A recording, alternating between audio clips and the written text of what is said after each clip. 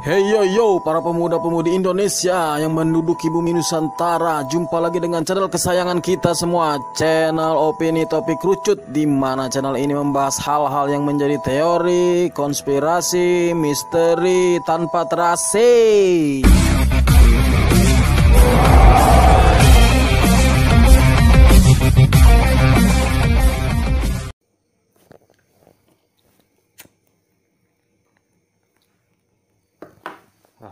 Hai guys, kenalin, nama gue Ricky. Di sini gue mau berbagi kisah gue mengenai pengalaman di luar nalar gue ya. Mungkin bisa dikatakan pengalaman mistis juga atau apalah itu ya. Dimana ini kejadiannya di Gunung Salak sekitar 2 tahun lalu. Pada saat itu gue masih kerja di Coca-Cola. Jadi ceritanya gini guys. Sebenarnya gue ngalamin 3 kali di hari yang berbeda gitu, ngalamin hal yang mistis di 3 hari yang berbeda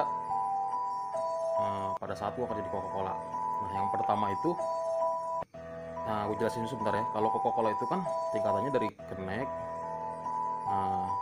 supir atau driver, baru ke sales. Nah ini pengalaman pertamanya itu waktu gue jadi driver. Dan setiap minggu, setiap hari itu kan kita ngirim ke tempat beda-beda, tapi otomatis minggu depan ke tempat yang sama kan gitu kan, berulang ke tempat yang sama. Nah, kejadian itu sekitar bulan Januarian lah, pertama kali kejadian itu bulan Januari di 2018. Waktu itu gue ada kiriman ke Gunung Salak. Jadi rutenya itu kan biasanya gue dari dari Cikampak terus sampai ke Taman Nasional Gunung Salak itu yang Kawah Ratu, baru terus nyusurin situ toko-toko situ atau outlet situ sampai nanti gue tembus ke pintu keluar yang ke arah Cibatok. Jadi dari Cikampak Cibatok. Nah pada saat hari Sabtu itu gue memutuskan dari Cibatok ke arah Cikampak karena bosan kali kan dari bawah, dari sana terus baru kesini gue bosan. Nah singkat cerita, selama gue ngirim ke situ, berapa bulan gue ngirim megang area situ, itu nggak pernah kejadian apa-apa. Sampai suatu saat gue sama kenek gue kan, kalau supir itu kan berdua ya sama keneknya ya, ini sambil ngopi nih bos. Nah itu kira-kira jam siang, padahal tuh masih jam 12 atau jam 1-an lah. Jadi kita ketika masuk Taman Nasional itu, kita kan harus lewat Taman Nasional itu ya. Jadi ada, kalau kalian yang ke Gunung Salak pasti tahu tuh yang daerah Kawah Ratu itu, jalannya sih batu-batuan.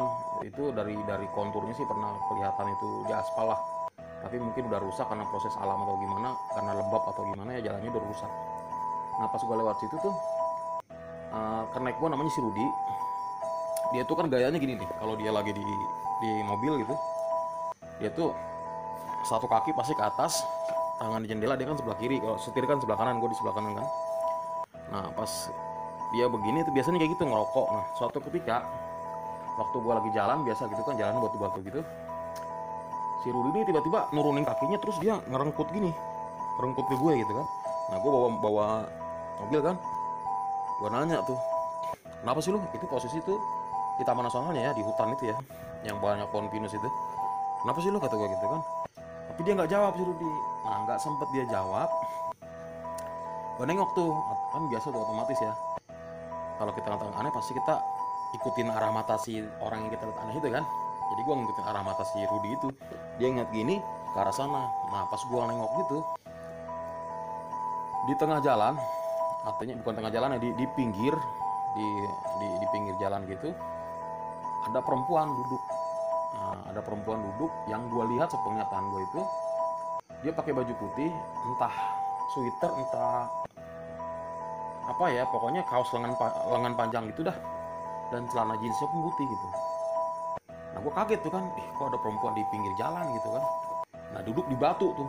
Jadi kita kalau dari arah, tadi gue bilang dari arah Cibatok itu, kalau mau tembusin ke arah Cikampak dari Taman Nasional, jadi posisinya tuh ya, jurangnya tuh sebelah kiri nih, landai gini sebelah kiri, baru sini makin tinggi lagi kan, makin tinggi lagi. Nah pas gue gitu, karena gue nggak mikirin itu apa-apa loh, gue nggak mikirin dia itu, nggak ada sama sekali, nggak ada kepikiran itu setan atau apalah gitu ya. Gue cuma berpikir mungkin orang butuh tumpangan gitu kan. Gua klakson tuh, gua berhenti, gua langsung berhenti tuh ini sih kan. Gua klaksonin, tet tet, neng mau ngapain? Nah si kenek gue ini ketakutan ini dah, ketakutan dia, bang jalan gitu. Apa gua, kenapa sih lo, gue bilang gitu kan. Boy jalan bang, ah parah lu katanya. Dia bilang, dan gue nggak ngerti tuh, gue emang nggak mikir itu ke arah setan atau gimana. Bahkan gue waktu itu mau turun, gue udah berhenti mobil, gue mau turun, mau ajak dia naik, karena pikiran gue waktu itu mungkin dia orang yang lagi tersesat atau gimana ya. Gue mikirnya mau gitu, mau naik. Tapi karena kenek gue maksa untuk jalan terus, dan itu si perempuan gue panggilin, gue klaksonin gak mau nengok, gue putusin jalan lah kan. Nah pas jalan itu mulai gue merasa aneh. Nah gue, karena barang mobil kita kan mobil ini ya, mobil angkut barang gitu kan, cuman karena udah kosong, udah setengahnya habis gitu kan, karena kita udah sebagian dari kita antar, otomatis nih kan kebuka tuh kacanya kan. Jadi gue liat dari spion tuh, spion mobil, gue liatin udah nggak ada itu perempuan, nggak ada.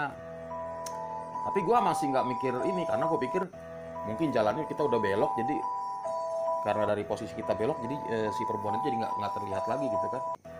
Sampai akhirnya gue ketemu pintu utamanya itu kan, ya keluarlah dari situ. Dan sepanjang jalan itu gue, setelah keluar dari situ, gue nanya si Rudi, tadi apaan ya, gue bilang gitu, orang kan ya, gue bilang gitu kan. Tapi ya si Rudi nggak mau jawab. Kata dia gitu kan, lu parah lu bang, cuman bilang gitu aja sama gue.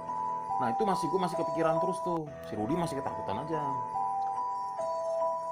Yang gue nggak habis pikir gini ya, kalau dia seorang pendaki, gue nggak lihat dia bawa barang apapun, bahkan tas kecil aja, waste bag gitu nggak ada. Dan dia posisinya sendiri. Kalau dia orang lokal, mungkin dia punya perkebunan atau apa, dia lagi cari kayu bakar. Tapi hari gini masih ada yang pakai kayu bakar kan, nggak ngerti juga. Kayaknya nggak masuk logis juga gitu. Gue nggak nyetel nih otak gue ke situ. Itu apaan ya? Ngapain dia di situ ya? Kalau misalkan gini, dia mau pacarnya, gitu kan. Tapi pacarnya mana gitu? Nggak ada motor, nggak ada apa, di tengah hutan loh. Itu gue nggak ngerti tuh, bingung gue kan. Udahlah, gue mikir gini, minggu depan lewat sini lagi, gue pengen tahu gitu kan. Dan gue pas tahu lagi, gue inget.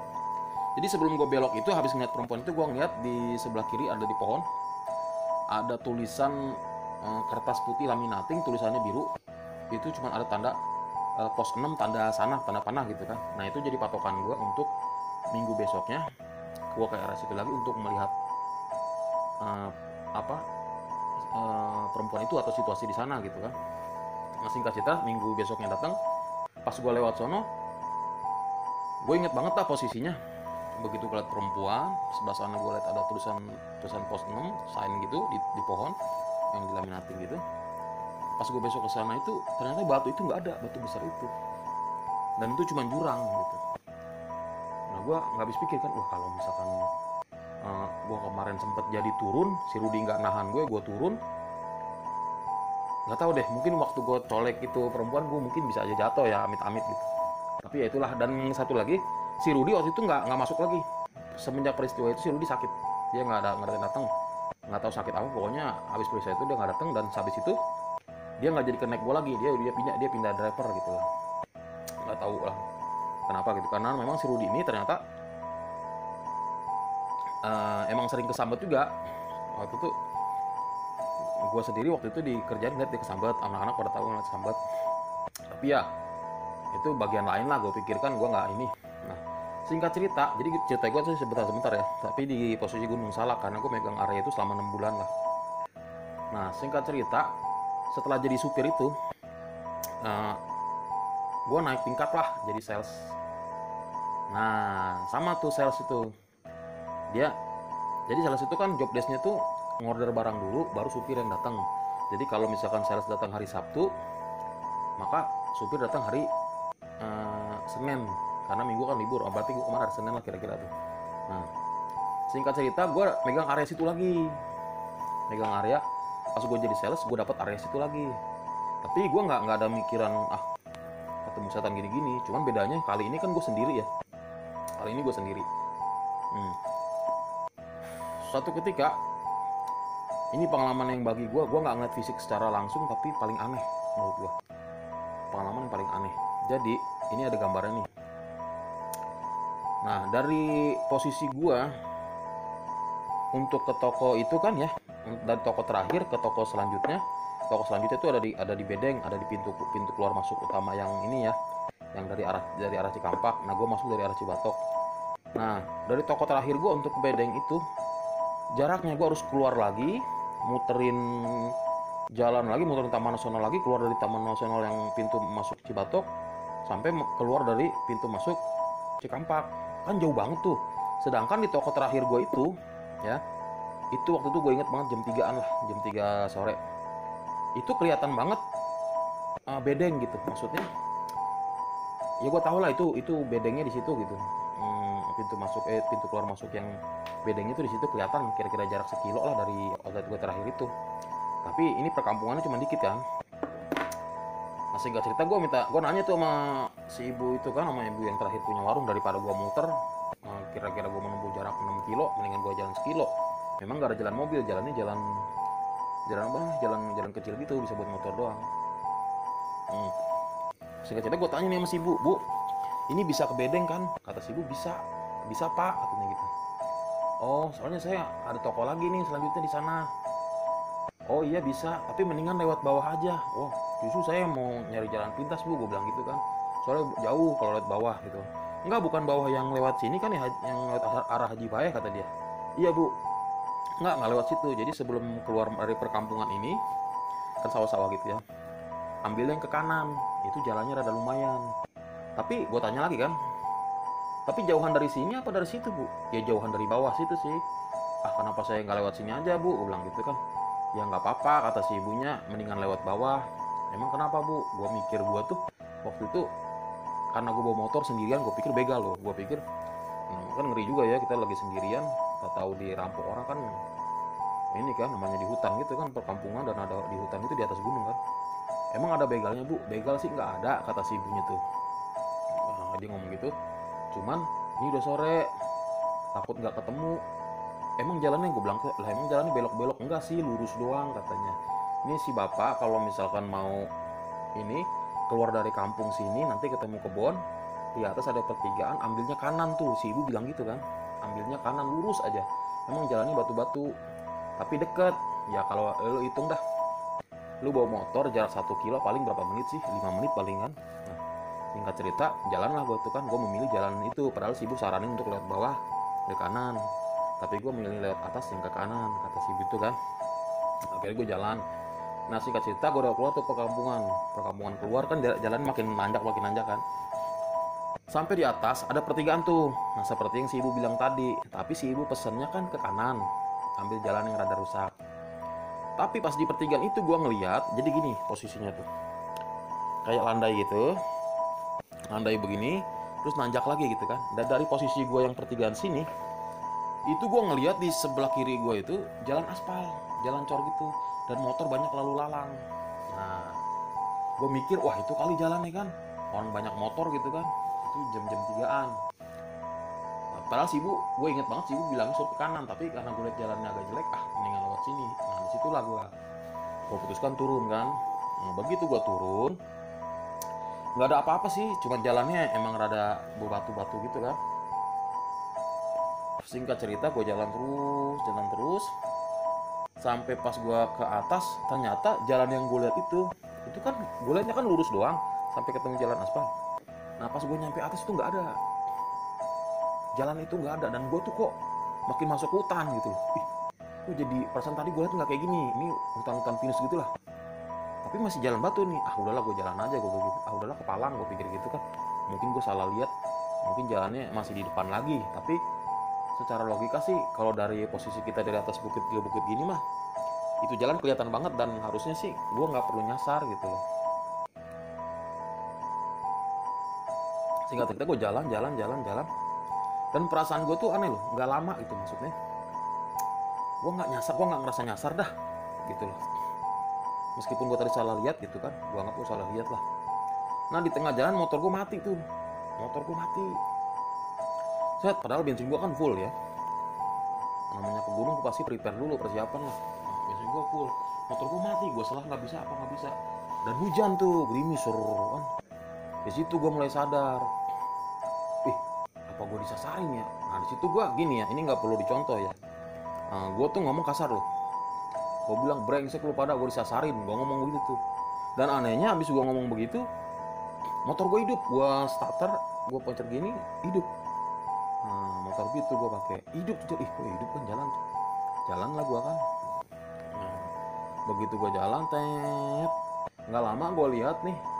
Nah ini ada yang aneh juga nih. Jarak itu harus gue baru inget ya, jarak itu harusnya kan 1 kilo gue 5 menit. Dan gue nggak ngerasa gue muter-muter nyasar, gue nggak ngerasa itu. Tapi anehnya pas gue sadar abis gue nyalain motor, itu udah jam 5. Jadi totally gue dari toko terakhir itu mau menuju toko selanjutnya, gue udah 2 jam. Dan gue nggak merasa gue tuh jalan lama deh. Gue nggak merasa jalan lama, gue nggak merasa nyasar. Tapi ternyata waktu udah 2 jam gue di jalan situ. Nah, gue lihat jam kan waktu itu. Gue pikir jam gue ngaco. Gue ambil lagi HP gue kan. Pas gue lihat HP gue sama jam 5. Udahlah tuh, gue jalan aja kan. Gue jalan aja. Nggak lama dari situ sebelah kanan gue lihat kayak ada macam pondokan. Kan jalan batu nih ya, jadi jalan agak susah. Gue ngeliat ada pondokan dan di situ kayak ada balkonnya gitu. Di situ ada balkon, ada 2 orang pertamanya, 1 cewek 2 cowok. Dia tuh kayak ngeliatin gue kayak heran gitu kan. Nah gue juga ngeliatinnya kayak heran gitu. Di situ mulai terbesit gue kan, ini orang apa setan gitu kan. Ini rumah bener apa macam pondok macam villa, tapi cuma satu-satunya tuh gue lihat tuh di tengah hutan itu. Udahlah gue jalan aja cuy kan. Gue mikir gini sepanjang jalan, kalau ternyata dia takut melihat gue nyampe depan rumah dia, berarti itu orang, gue bilang gitu kan. Karena dari raut wajahnya ini berdua kayak orang bingung lihat gue kan. Masa setan bingung lihat gue kan nggak mungkin. Nah gue juga bingung lihat dia kan. Nah nggak lama pas gue udah mulai makin deket, dia tuh kayak manggil temennya. Jadi mereka jadi bertiga tuh. Nah pas mereka bertiga itu melihat gue, ketika gue udah deket, mereka semua kayak kabur gitu, masuk ke dalam. Nah gitu. Pas udah masuk ke dalam, gue nyampe depan pondok itu ya. Situ gak aneh. Begitu gue nyampe, oh bener nih, ketemu di depan pondok pasti ada jalan gede, pasti ada jalan mobil. Nah pasti gue ketemu jalan kan, gue mikir gitu. Nah pas gue nyampe pondok itu, gue nengok ke belakang. Gue aneh banget situ. Ternyata yang gue nengok ke belakang itu, jalan yang gue laluin tadi nggak ada. Itu cuma semak belukar. Gue bingung, gue lewat mana nih, gue pikir. Tadi gue lewat mana ya? Sebenarnya gue seinget gue cuma jalan lurus doang deh gitu. Cuma jalan lurus nanjak gitu doang deh. Meskipun baru batu-batu. Gue jadi mikir apa gara-gara itu tadi gue nyangkut di daunan, tapi gue nggak ngeliat di daunan atau rerumputan atau tanaman jalar gitu ya, yang bikin motor gue mogok ya. Tapi ya udahlah, gue bodo amat gitu. Pas gue lewat gini, gila kok nggak ada jalan sama sekali. Yang gue lihat lewat tadi tuh nggak ada jalan. Nah singkat cerita, ya selamat lah gue hari itu kan. Gue sampai ke bedeng tadi, gue sampai ke bedeng dan udah gue mau lanjutin aktivitas gue. Dan itu posisinya udah 5:30, udah ke malam, udah kesorean. Gue masih jalan lah, gue masih mikir, ini apanya. Singkat cerita gue sampai kantor, gue nyampe kantor, gue cerita sama temen gue, tapi temen gue bilang, masa sih mereka tuh nggak percaya, nggak pernah ngalamin ini sama temen gue juga. Tapi ya udahlah, gue cuek. Gue pikir nggak terlalu mikirin gitu kan, masih banyak kerjaan yang harus gue kerjain gitu. Nah ini kejadian yang ke ini ya, kejadian yang kedua gitu. Terus minggu besok otomatis gue kesana lagi dong. Kali ini minggu besok gue memutuskan untuk ngikutin kata si ibu, bahwa ke bawah aja baru ke kanan, ngikutin jalan yang itu. Barulah gue cari potongan jalan juga, tapi ngikutin yang saran si ibu tadi. Gue nggak mau ngambil jalan itu lagi, takutnya gue nyasar lagi kan. Nah selesailah hari itu. Sama tuh posisinya, mungkin lagi musim hujan waktu itu, di gunung juga kan, apalagi Bogor kota hujan kan. Jadi di daerah Pasir Ringit gitu ya, di Gunung Salak Bunder yang Warkawati ke arah Puncak Mani kalau nggak salah katanya. Nah singkat cerita gue ngikutin si ibu itu, omongannya si ibu itu untuk ikutin jalan yang dia arahin. Sama nih kejadian lagi, jalannya kecil nih, nggak banyak gangguan sih. Nah ini ada foto-fotonya nih ya. Jadi intinya gue jalan terus ada kabut gede, gue jalan pelan-pelan, lampu gue nyalain, gue klakson terus. Takutnya gue ada orang jalan gue ketabrak kan, atau ada binatang gitu. Pokoknya gue klaksonin terus sampai akhirnya gue ketemu kayak gubuk. Nah ini ada gambarnya nih. Nah kenapa gue memutuskan untuk ngambil gambar itu? Ini gambarnya. Karena gue mikir gue takut kejadian kayak kemarin, jadi gue memilih untuk mengabadikan gitu kan. Apalagi gue takut gue nyasar juga gitu kan. Ya paling nggak gue kasih tau posisi gue terakhir dah. Nah pas gue nyampe di depan gubuk itu, gue kan pakai motor di depannya ya. Nah ini ada jendelanya nih. Begitu gue parkir, jadi ada jendela itu kan nih seperti di gambar. Itu ada orang tuh yang gini nih, yang kayak di dalam jendela tapi gelap, tapi dia kelihatan muka sama badannya gini. Dan gue langsung pas turun parkir motor, gue langsung bilang, punten bu, numpang neduh ya. Dia senyum begini sambil nunduk. Nah udah tuh gue duduk. Pas gue duduk ya kan, lo lihat di gambar ini. Nah, itu ternyata rumahnya digembok. Nah, gitu. Rumahnya digembok. Terus gue mikir tadi yang gue tegur siapa ya, masa gue salah lihat lagi itu kan. Dari situlah gue akhirnya ngambil foto itu, gue foto-foto kanan kiri karena gue takut terjadi apa-apa. Paling nggak gue udah ngasih tanda gue udah di sini lah kalau terjadi apa-apa gitu kan. Dan itu gue tengok kanan kiri karena kan rumahnya tadi sama tuh, jadi dari sebelah gue dari arah sini kan. Jadi pas gue gini, pondokannya itu kan kayak rumah panggung gitu, jadi ini jalan makin ini tinggi, ini jurang kan. Gue ngeliatin gak ada tangganya, gue mikir gini, apa itu rumah digembok tapi ada tangga dari bawah yang bikin orangnya naik dari atas, mungkin gemboknya kuncinya kehilangan gitu. Gue mikir positif kan. Gue camak di kanan kiri nggak ada. Nah yang di dalam rumah siapa, gue mikir gitu kan. Tapi ya udah tuh gue nunggu hujan, gue santai aja di situ, gue slow aja dah. Nah itu kejadian yang ketiga. Sebenarnya sih nggak ada apa-apa juga ya. Akhirnya ternyata nggak jauh dari situ tuh, sekitar 200 meter udah ketemu kampung perkampungan lagi. Dan ya udah, hari itu berlalu, selesai gue pulang kantor dan gue nggak cerita sih kali ini. Dan udah tuh seterusnya gue uh, apa namanya setiap minggu kalau lewat situ, dan gue mampir di tempat itu udah nggak pernah kejadian apa-apa. Jadi gue setiap minggu emang lewat situ, dan gue sengaja untuk istirahat situ karena di depan emang ada air pancur gitu kan. Gue suka cuci muka, gue bersih biar seger lah gitu. Dan tiap hari gue neduh di situ, tiap minggunya gitu ya. Dan nggak pernah kejadian apa-apa lagi. Cuma memang itu digembok. Nah, jadi gitu cerita gue. Emang sih yang anehnya adalah gini. Biasanya ya orang tuh kalau gue lihat-lihat tuh, baca-baca atau di baca artikel atau lihat di YouTube gitu ya, kalau orang tersesat itu kan mereka berasa tuh ya, jalan kayaknya nggak nyampe-nyampe, dan waktu tuh kok kayaknya lama gitu kan. Nah kalau gue bedanya tuh enggak. Waktu yang di pengalaman yang kedua itu gue tuh bener-bener ngerasa ya cepet lah gitu, nggak ada yang gimana gitu. Pokoknya emang lihat yang aneh, tapi perasaan gue cepet, tapi kok waktu berjalan lama gitu. Maksudnya artinya tanpa gue rasa udah 2 jam lebih gitu gue di jalan itu gitu. Nah itu yang ini kan. Nah terus yang ini lagi nih, nggak perlu dicontoh ya. Tadi kalau orang itu biasanya kalau naik gunung atau suatu tempat ya, mereka itu kan nggak boleh ngomong sompral ya. Nah anehnya gue justru habis marah, habis ngomong kasar gitulah, gue ketemu jalan. Itu aneh gue, karena memang gini ya, setiap orang itu kan punya latar belakang kepercayaan ya. Nah pada saat itu atau sebelumnya sih, gue dulu gini, dulu gue tuh kan memang dari gue dari suku Batak kan. Memang orang Batak tuh diajarin untuk nggak takut sama hal gitu, dan latar belakang agama gue terdahulu juga gitu kan. Gue ada satu firman yang mengatakan gini nih, kalau dari agama terdahulu gue ya, dulu gue pernah jadi beragama Kristen lah dulu gue kan. Nah di agama itu ada satu ayat yang sampai sekarang meskipun gue udah nggak lagi Kristen, gue masih gue pegang tuh ayatnya itu. Bahwa dikatakan begini, roh yang ada di dalam kamu lebih kuat dari roh yang ada di luar sana gitu. Itu yang membuat pegangan buat gue untuk gue nggak takut kemana-mana. Terus pertanyaannya, kenapa kok sebagian orang ada yang kayak disesatin, kayak ada yang hilang sampai di gunung, sampai kenapa-napa lah oleh makhluk halus? Karena ya sesimpel itu iman, sesimpel itu ya iman, keyakinan gitu, bahwa meskipun lu kuat, lu besar gitu, kalau lu izinkan diri lu takut, maka anak kecil pun bisa pukulin lu sampai bonyok gitu. Ngerti nggak maksudnya? Nah kayak gitu. Jadi sebagian kita terlalu membesarkan roh yang ada di luar sana sehingga kita menjadi kecil gitu, padahal kita lah yang lebih besar. Nah gue nggak nyaranin untuk kalian jadi sompral, enggak lah.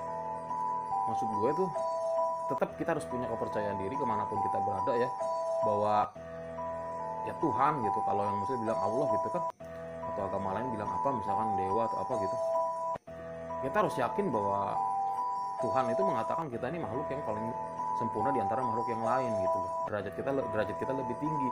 Oleh karena itu harusnya kita nggak perlu takut sama hal-hal kayak gitu. Istilahnya kita tengkik, kita tampik aja dah kalau ada hal kayak gitu. Memang mereka tuh, yang gue alami pribadi ya, cara kerjanya adalah ya dengan nakutin dulu. Ketika lu takut ya maka lu mudah untuk dipengaruhi atau diapain. Nah, satu lagi yang gue mau bagiin lagi nih, poin-poinnya gitu. Tadi kan poin pertama, poin kedua, nah poin ketiga yang juga cerita pertama. Sepanjang dari kecil gue memang udah sering lihat hal-hal yang berbau mistis ya, tapi baru kali ini gitu ya, entah karena memang gunung itu energinya kuat, roh-rohnya memang kuat atau gimana ya, tapi baru kali ini gue, kalau memang itu si perempuan yang tadi gue lihat itu adalah hantu gitu ya, atau setan gitu ya, baru kali ini gue ngeliat setan itu begitu real gitu, secara fisik, secara itu benar-benar nyata, kayak bukan setan gitu. Gimana sih kalau lu ngeliat, ya kalau lu lihat di film atau lu pernah lihat langsung itu kan, biasanya setan itu kan kayak penampakannya kayak macam transparan gitu ya, jadi ada fisiknya tapi kayak transparan. Kalau ini bener-bener real, gue sampai nggak ngerasa itu setan. Gue pikir ini orang gitu, tapi sampai saat ini sih gue juga nggak tahu itu setan atau orang. Cuman secara logis gue belum bisa nangkep alasan apa yang membuat perempuan serapi itu di situ ditegur nggak nyaut. Karena biasanya kalau memang di anak gunung sekalipun, kalau orang di gunung ya biasanya sopan kok. Meskipun di darat, lu di kota sombong, lu misalkan cewek cantik, lu cewek yang, atau lu orang yang hype bis segala macam, tapi begitu nyampe lu naik gunung, lu pasti jadi orang ramah nah kalau ditegur orang. Nah ini nggak gue temukan pada perempuan itu. Gue tegur dia nggak nyaut, nggak mau nengok, dan dia cuma sendiri, nggak bawa kendaraan, nggak bawa apa-apa gitu. Nah ya gitu aja sih cerita dari gue ya. Nggak tahu pesan apa yang bisa lu dapat dari sini. Intinya kemanapun lu berada, ya hormati lingkungan, hormati keyakinan orang, hormati mitologi atau apa ya yang di iniin, tanpa lo harus menghilangkan martabat lo gitu loh, keyakinan lo sendiri gitu, tanpa lo harus menghilangkan keyakinan lo sendiri dengan menghormati keyakinan orang gitu, sehingga lo tidak hanyut atau tidak terbawa. Ini karena berdasarkan pengalaman pribadi gue, tidak terbawa oleh kuasa-kuasa lain yang coba mungkin yang menyesatkan gitu ya. Oke, gitu aja sih ceritanya. Mungkin Pak topik lucu ada yang mau ditambahin? Ya, udah begitu aja ceritanya. Oke dah, kayaknya nggak perlu tambahan lagi ya, karena durasinya emang udah lumayan cukup banyak. Nah, oke kawan-kawan semuanya ya, kalau muda pecinta channel Opini TP Kerucut, jangan lupa subscribe dong. Aduh, kagak tahu apa susah banget ini nyari duit. Ya, jangan lupa ya, klik tombol like dan subscribe-nya biar channel ini semakin berkembang. Oke. Akhir kata, wassalamualaikum warahmatullahi wabarakatuh. Dadah.